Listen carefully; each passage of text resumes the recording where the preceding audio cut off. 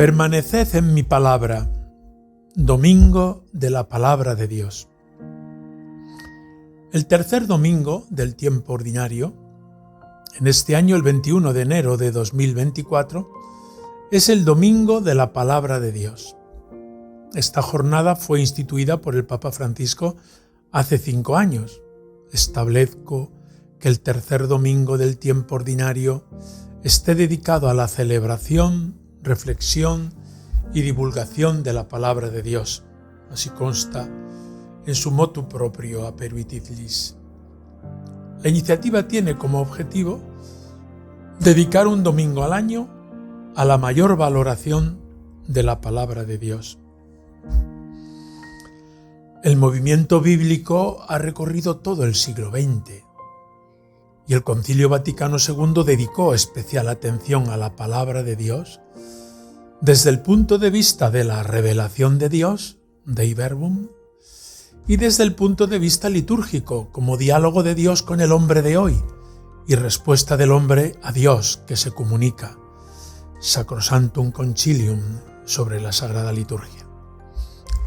Una de las características más importantes de la reforma litúrgica de este concilio ha sido precisamente el enriquecimiento superlativo de palabra de Dios en las celebraciones, sobre todo en la misa.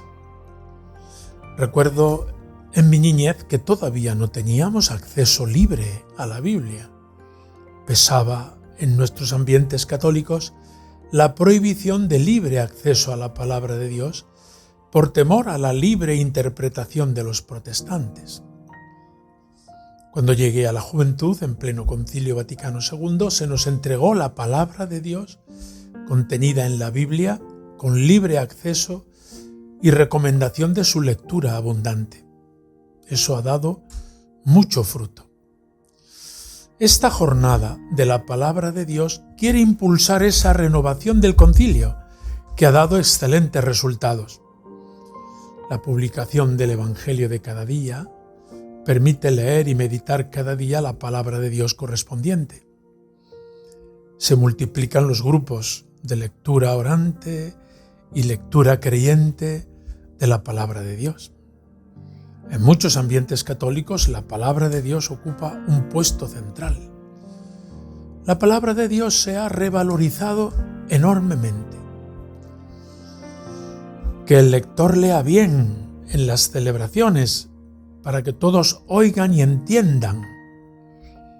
Preparemos la Eucaristía no solo en sus aspectos externos, sino también haciendo oración con la palabra de Dios, que va a ser proclamada en la celebración.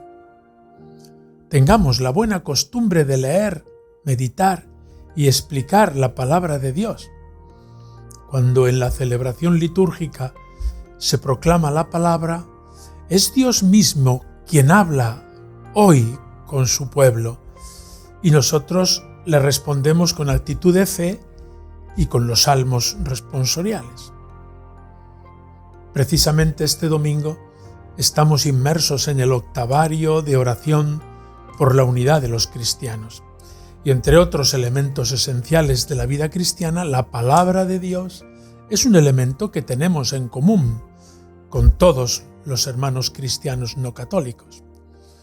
Precisamente los protestantes, todas las comunidades de la Reforma, nos aventajan a los católicos en el cuidado, en el estudio, en la meditación de la palabra de Dios. Tenemos mucho que aprender de ellos, al tiempo que nosotros podemos mostrarles que esa palabra se prolonga en la Eucaristía en una presencia viva, real y sustancial. El lema de este año, amarás al Señor tu Dios y a tu prójimo como a ti mismo, nos recuerda los 2 mandamientos principales de toda la moral cristiana, que tiene su punto central en el amor. Nos ayude estos días para la oración pensar que el deseo del corazón de Cristo, que todos sean uno, para que el mundo crea. Las divisiones son fruto del pecado. La unión será fruto de la gracia, del perdón mutuo y de la acogida de unos a otros. En un mundo como el nuestro, dividido por las discordias, los enfrentamientos, las guerras, oremos y trabajemos por la unidad de los cristianos, aportando nuestro granito de arena en la convivencia eclesial, que nos queme el corazón esta división y hagamos que nuestra oración coincida con los sentimientos de Cristo. Recibid mi afecto y mi bendición.